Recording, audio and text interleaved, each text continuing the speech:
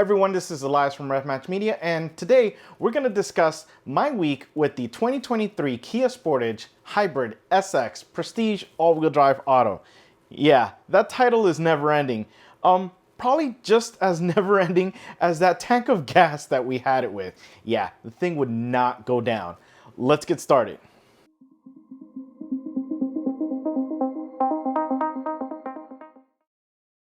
Now, we've done a full review of the 2023 Kia Sportage X-Pro, which is the gas-only version, and that was fun. It was nice. I loved it. Everything was great, except we needed more power. Yeah, significantly more power to really make it, I guess, be with the competitors, so to speak. But we did get a little bit more power with the hybrid. So let's talk some specs. So we do go from the 2.5 liter inline four of the X Pro, and we go a little bit smaller to the 1.6, but we gain a turbocharger and we gain a hybrid powertrain. Now, as far as power delivery, we're looking at 227 horsepower and 258 pound-feet of torque. There is a front-wheel drive model, but we had the all-wheel drive model, and it comes with a 6-speed auto as well. Now, as far as MPGs, we are looking at 38 miles per gallon across the board. Now, my week, I spent it driving 225 miles in 1 week. That gas tank would not go down. It was really not moving much of anything. We ended up just going right underneath a half a tank of gas. Now, with the front wheel drive model, obviously you're gonna get better gas mileage significantly. They rate it at 43 miles per gallon.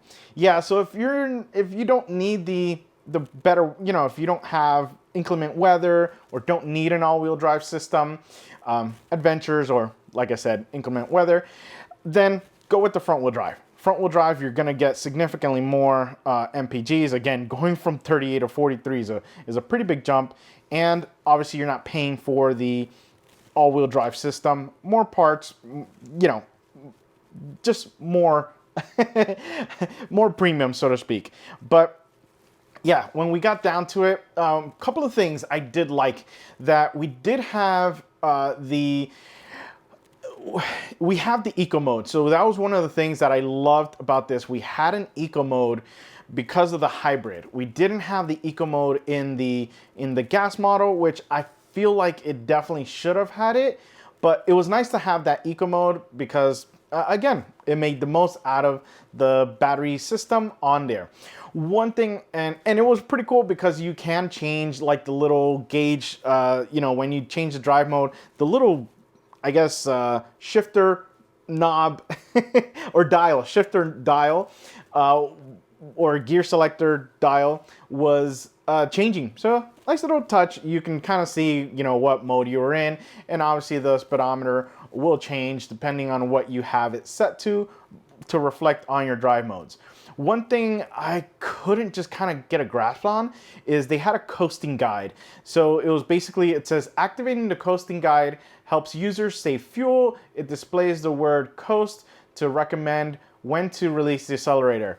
So you could put the chime on, a sound, and you can tell it when to start, whether it was like early, normal, or like late kind of thing. The thing with this was I never heard it. I never heard anything. So I guess I was doing great. But yeah, I never heard anything for that. Now, as far as my best trip throughout that whole week that I had it, it was a 10.7 mile trip, and I was doing 37 miles per gallon, and that took me about 30 minutes to drive that trip. Couple of things. So again, stop and go traffic was really, really good. As obviously, do the math, you'll figure out that I was stuck in stop and go traffic. Now, with that being said, when I was taking it on the highway, yeah, that's typically where you're gonna get a little bit less. And one of the trips was a 33-mile trip, and I did average 29.3 miles per gallon, and that was an hour and 17-minute trip.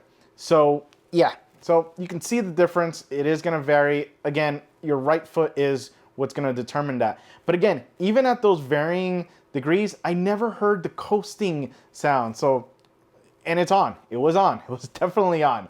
But yeah, I definitely enjoy this. I feel like this is what it needed. This is what the Sportage needed. It needed that little bit of oomph.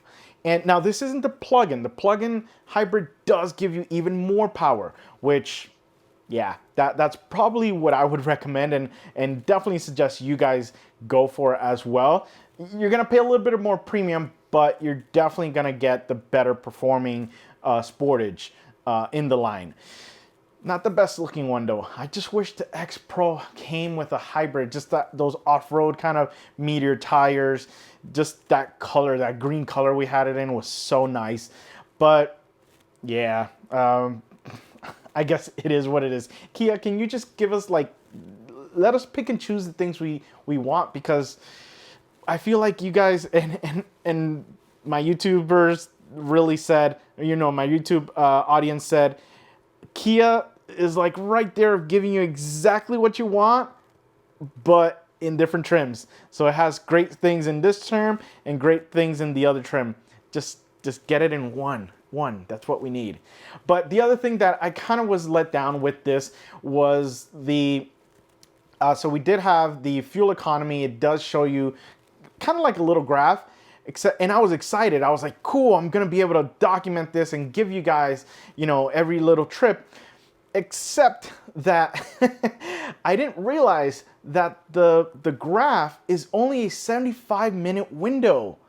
I couldn't find anything to give me like a whole week's view or a month view like I do with other vehicles. So that was a little bit of a letdown. I was expecting a little bit more when it came to that.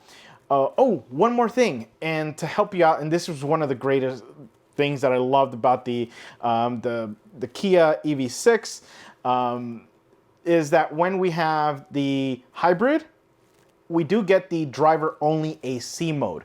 So that makes it even more efficient. So again, you don't have to be pushing the AC unit to really cool down the whole car, when it can just focus on the driver itself. So loved that. That was used pretty much as I really needed it, because the kiddo was pretty good back there whenever I would take him out to places, and my wife wasn't with us for the week, so it was definitely, again, it was just focused on really me to cool me down. He was good in the back though, but yeah, that was a great little addition to have to that.